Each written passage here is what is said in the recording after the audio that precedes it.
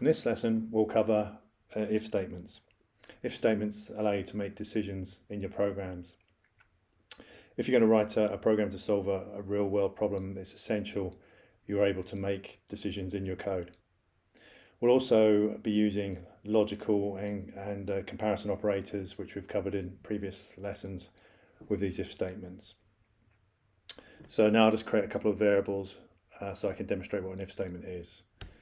First one will be a string variable, car color, because this program will help us to make a decision about whether to buy a car or not.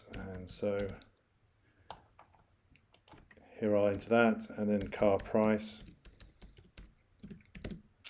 enter this value here, 9,000, and now we're going to build the if statement.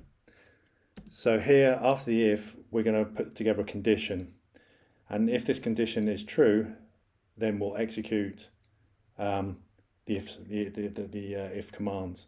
So for example, if the car color is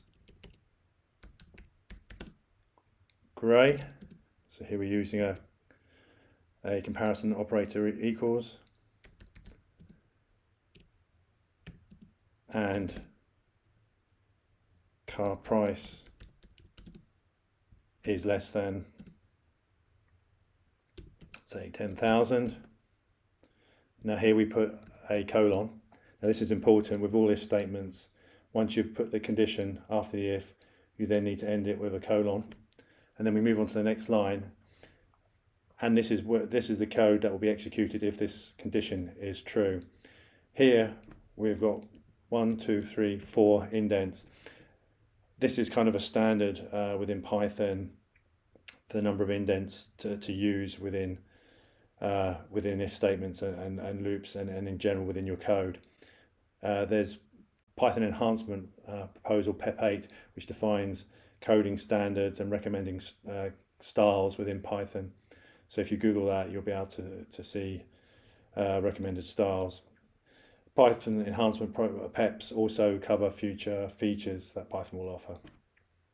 So what we'll say is here, if this above condition is true, then we'll buy a car.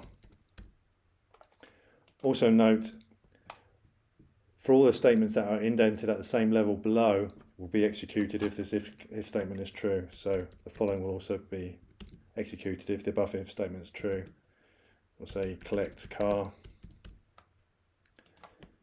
And now we're leaving the if statement. This following print statement will be run regardless, so this is not part of that condition. So we'll just say go home. So the way this if statement works is it checks this condition here. It checks, is the car color grey, is the car price less than 10,000, and if this is true, then it executes these two commands here. We just put two commands in. It could be unlimited. It could be 10 commands as long as they're indented by 4 spaces. And then once that's finished, it will always execute this. If this condition is false, it won't execute this. So in this case, the car color is black, so that condition there will not be met. So we'll just get purely the statement go home to be run. So here, when I run this program, you see only go home is the only statement that's run because the car color is black, which is not grey.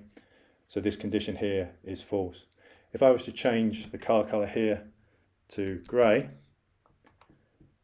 because the car price is 9,000, which is less than 10,000, then this code will be executed. So if I run this again, here you see buy car, collect car, and then go home have all been run. You can also extend the conditions, so we can also have an if statement, and we can do additional checks. So we could say if car color equals blue, so if this is true, then we could say ask for discount. So the way this works here is the code will go into the initial condition here. If this is true, then this code will be executed and we'll go straight to go home. If this initial condition is false, then it will then check this condition here, this else if condition, is the car color blue, and then this command will be run, ask for discount, and then go home. In which, so I'll change the car color to blue just so you can see what's happening. So I'll run the code again. So here, the way it works is car color is blue, so this statement here is false. So we move down to this condition, car color is blue, so ask for discount is run, and then we, as always, we run the final statement here, go home. You could have unlimited else if statements, and here again it's important that you use the 4 indentations. It's the indentations that indicate these statements below should be run if this condition here is true. You can also have a fallback condition, which is else.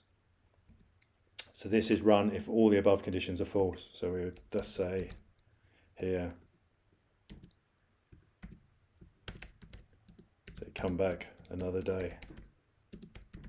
So I'll just change the color to white, so that this if condition is false, this else if condition is false, so we then fall back into this else condition here.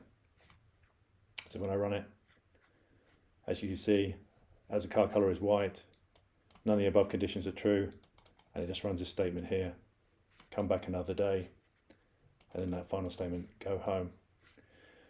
As I mentioned, you could have unlimited, you could have more than one elif condition. So I can just show you, for example, you could also have another elif condition as follows: if car color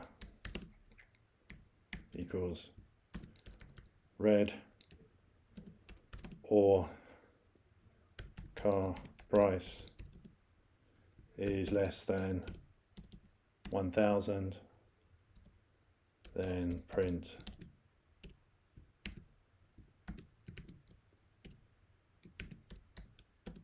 buy car.